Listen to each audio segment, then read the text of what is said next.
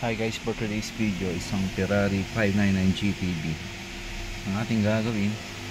So papakita ko lang din kung paano ito halasin. Ito guys. So simulan na natin guys. Simulan natin guys dito sa ilalim ng steering wheel. Meron siyang dalawang T20. So ito yan, ito dalawa rito. Tapos ito namang isa, meron dyang 8mm. So ito yung kailangan natin gamitin.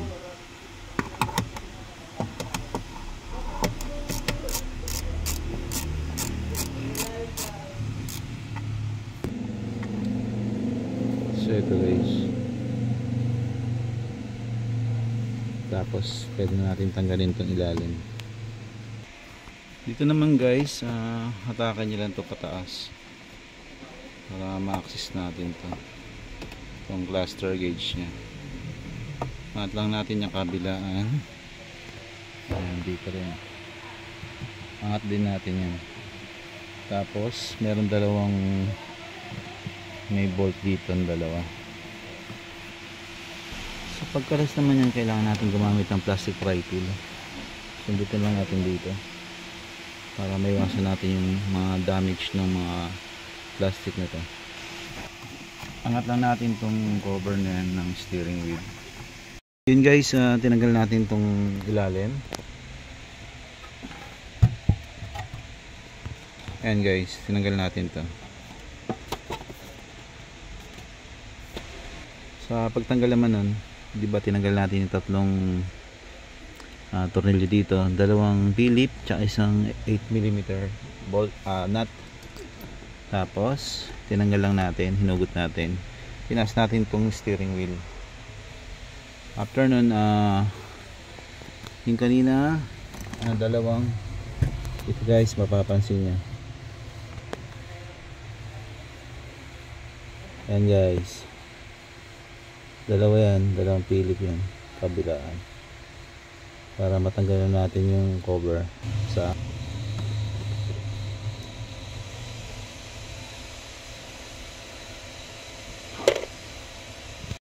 wala natin dalawang Phillips screw sa ilalim. So maangat na natin to guys, pero may matigas pa banda sa likuran, kaya hanapin natin kung bakit matigas pa. First time natin magkalas na ito. Ito guys, isang ano tawag dito, tutorial kung paano kalasin tong instrument cluster gauge ng Ferrari 599 GTB. Sa totoo lang guys, medyo mahirap tong 599 na to.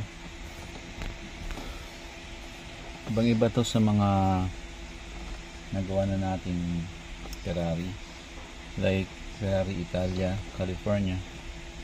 Ibang iba talaga to. Pero tsatsagayin natin to guys. Hanapin natin kung saan yung para matanggal to. Okay? Ito guys, update ko lang para hindi tayo mahirapan. So may nakita ako mas madaling paraan para hindi natanggalin tong cover na to.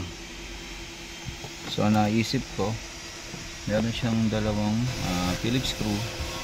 So magkabilang yan dito.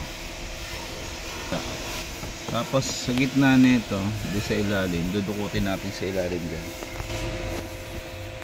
So natanggal ko na kasi yan eh.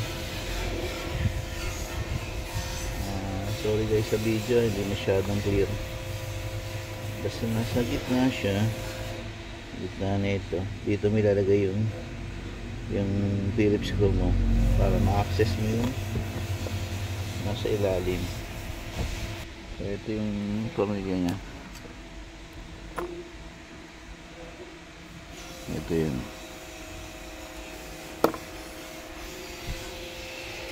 Tapos nenext na natin to dito.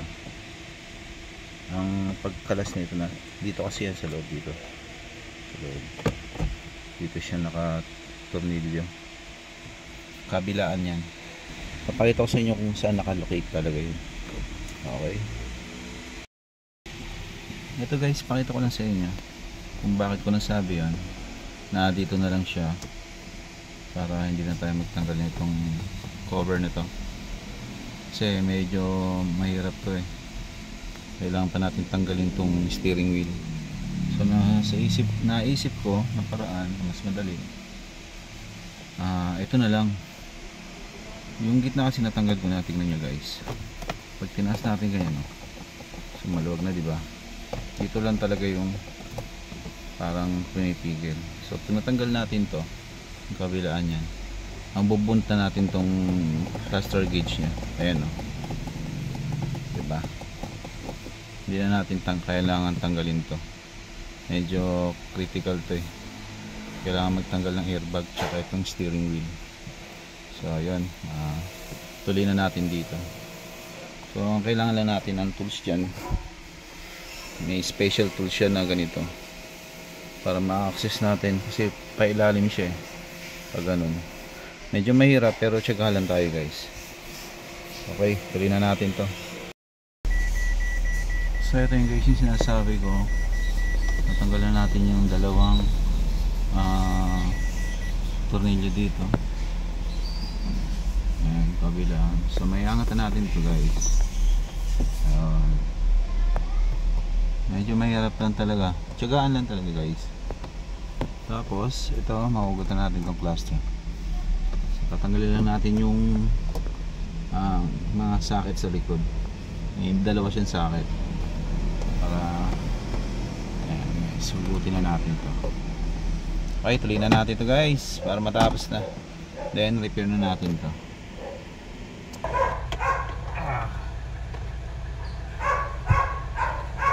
Success. Dalawang socket guys, tinanggal natin dito. So doon na tayo sa ating mahiwagang mesa. Hey. Okay guys, natapos na natin i-repair.